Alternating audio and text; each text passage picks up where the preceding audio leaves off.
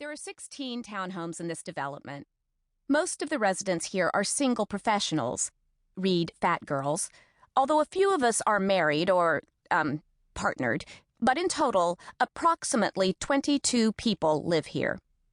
So, can you please explain the math that led you to believe that 16 units, 22 people, require 48 sets of white pages and 48 sets of yellow pages?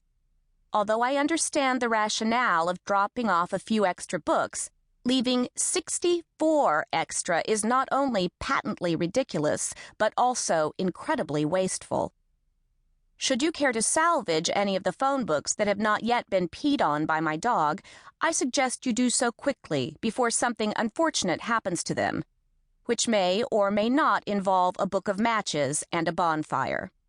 And possibly a pair of pants, although I do not hold you responsible for their presence. Looking forward to a speedy resolution. Jen Lancaster. 2. Angie at home, Carol at home, Wendy at home, Jen at work. From jen@jenlancaster.com. Subject: Party over.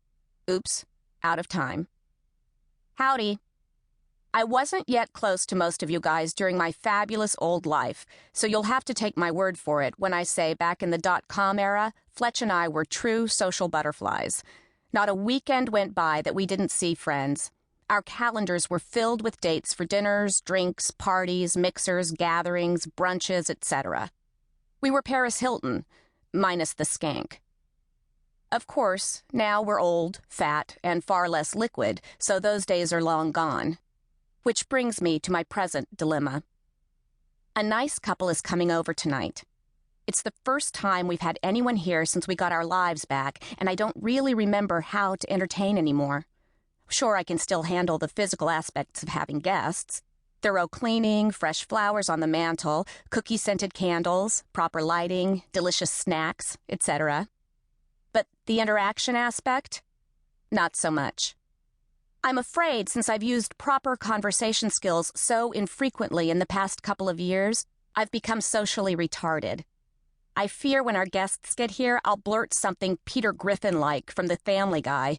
For example, Bob Crane of Hogan's Heroes had his skull bashed in by his friend who liked to videotape him having rough sex.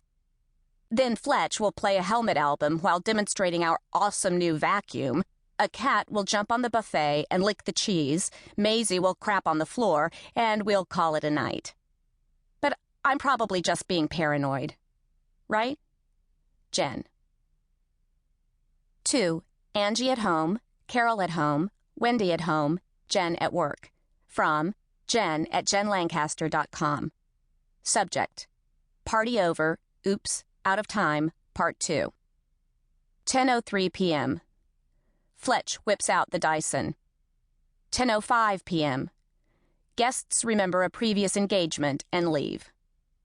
And you all thought I was kidding. Sucks and the city. I'm clad in my favorite power suit, crafted from the wool of cosseted Australian sheep, of course, and lovingly pieced together by the finest tailors ever to lay thread to silk. My portfolio gleams in an equally polished and manicured hand, and my Chanel sunglasses hold back a perfectly arranged coif. Poised on the edge of my seat, in the Senior Vice President of Operations office, I'm crushing my interview. Or at least I am until he asks the one thing I'm not sure how to answer. If you're a former vice president, why exactly do y'all want a job getting my coffee? An excellent question, for which I have no response.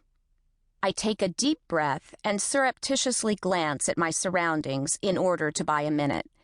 The Senior Vice President's office is mostly chrome and glass and skyline, yet it's not cold or impersonal. Likely it's because Mr. James, the man behind the title, radiates such warmth. First, his accent is incredibly disarming.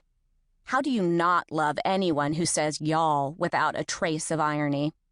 Perhaps it's an inaccurate prejudice, but it seems like almost everyone with a Southern accent is nice.